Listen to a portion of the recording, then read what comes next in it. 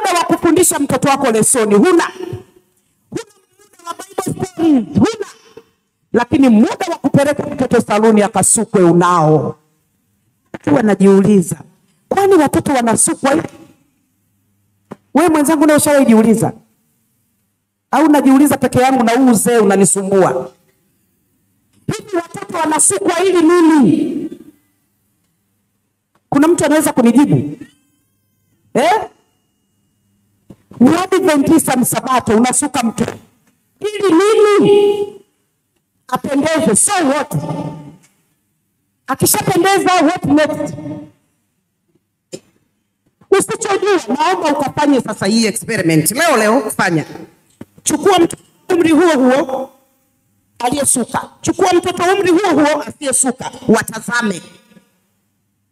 Aliyesuka anaonekana uso umekomaa, ni mtu mzima. Acheni kunikomazia wajukuu. Tukomazia wajukuu. Cheni wawe na sira nzuri, waje kupata wachumba waolewe. Suka mwenyewe. Umeamua kuasi.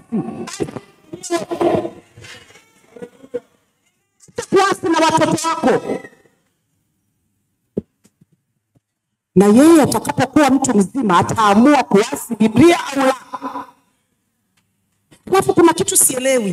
Kwani hao wanaume wa sasa hivi wakoje? Yaani wanaume wa sasa wakoje? Yaani huyu mwanaume ambaye anaona mtoto wake anaharibiwa kakaa kama taira. Wametoka wapi? Kwenye sayari gani? Wametoka kwenye sayari gani? Eti mwalimu, wametoka kwenye sayari gani?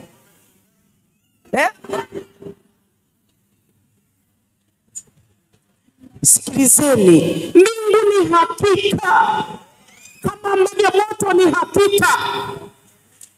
Tumeitwa, Petro anasema, tumeitwa tutoke ulimwenguni, tuzitangaze fadhili zake yeye aliyetuita, tutoke gizani.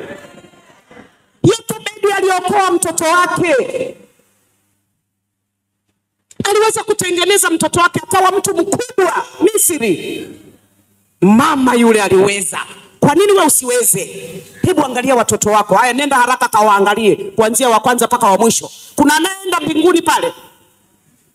Kuna anaenda mbinguni?